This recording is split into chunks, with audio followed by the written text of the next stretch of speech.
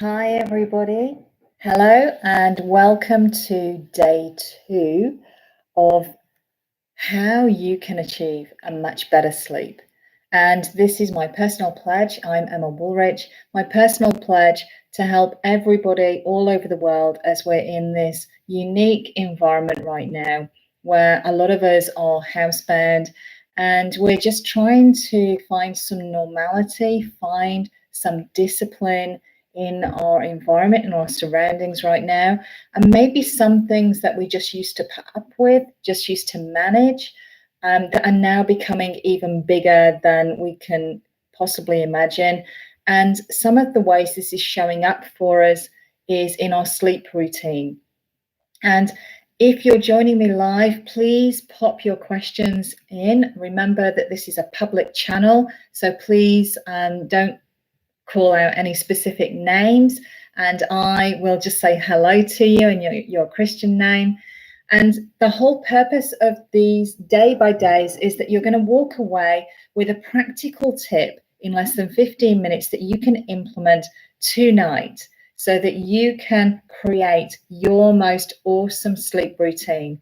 And this is the same for mums, dads, your children, people, if you're living alone right now and you're in self-isolation, something to help you feel as though you're not on your own.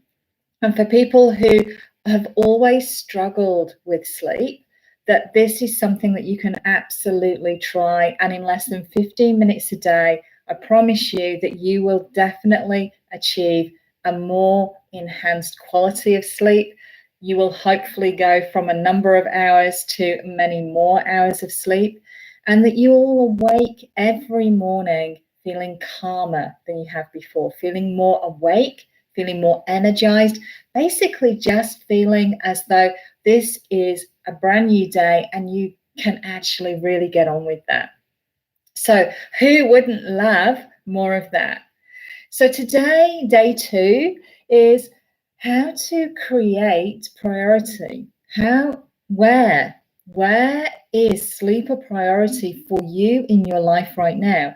Consciously just ask yourself, when I wake up in the morning and I think of all of the different things that I have to do, where is sleep in that list of priorities of must do today?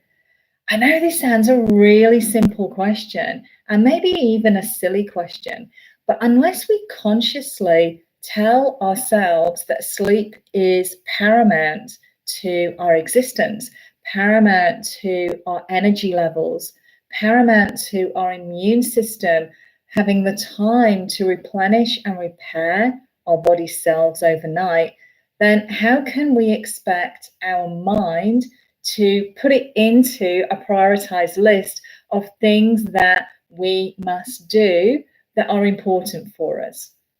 So here's a way that you can test out right now. Where is sleep in your list of priorities? Second question, where are you in your list of priorities when you go to sleep? What is the last thing that you think about generally before you go to sleep? Is it something you haven't yet finished that you were supposed to do that day? Is it something and you're still worried about how you're going to do it? Just thinking about every night, what's the last thing that you think about before you go to sleep?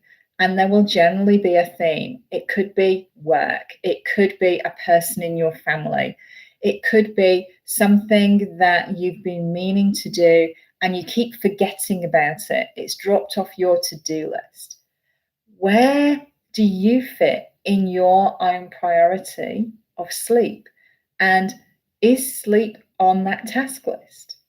So the very first thing I would love every single person to do, and please post below in here, and if you're in the group, Helping the World Sleep Better is a public Facebook group, please come along and join. And we're doing a lot more than what we're doing here on this public YouTube channel in that public group. I want you to actually ask yourself, where am I in my priority of sleep every day? And if you are not seeing sleep in the top 5 or 6 things that you must achieve every day, straight away your mind has deprioritized sleep. And therefore, when you go to bed, when you go into your sleep routine, it's not considered important as I didn't buy the toilet roll. I haven't put my child to bed properly. I'm going to have to get up in 2 hours to give a feed. Or I've not made lunch for tomorrow. All of these things are being given a higher level of importance in your sleep routine than actually achieving sleep. So, first action is create a conscious prioritization of sleep being in your top 5 or 6 things you must do every day. And why? We have to give our mind the reason why this is important. So let's go through the very real and very necessary things, benefits that sleep gives to us. Firstly, it allows us to get rid of stuff we don't need anymore. Our body goes through a natural nightly repair and replace with our cells every night. Obviously, apart from the brain cells, they just carry on and that's it. So if we are not allowing our body to do its very natural, necessary repair and replace, what we're doing is we're actually not allowing our beautiful bodies to wake up the next morning feeling energized, feeling calm, feeling ready to go. The second really important thing that we're not allowing to happen if we don't treat sleep as a priority is we're not allowing our brains, our minds, our supercomputers on board to actually archive all of that stuff that happened in the last 24 hours to be keep, delete, retain. And that's why you wake up at 3 in the morning, 4 in the morning, 2 in the morning, and your brain is still trying to work out, what am I keeping? What am I retaining? What am I deleting?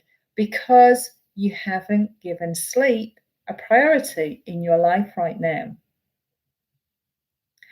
And then the third thing is, from what were you doing immediately before sleep? What were you thinking of? What were you telling yourself? And had you given your body and mind time to sync, time to come together to say it's time to slow down?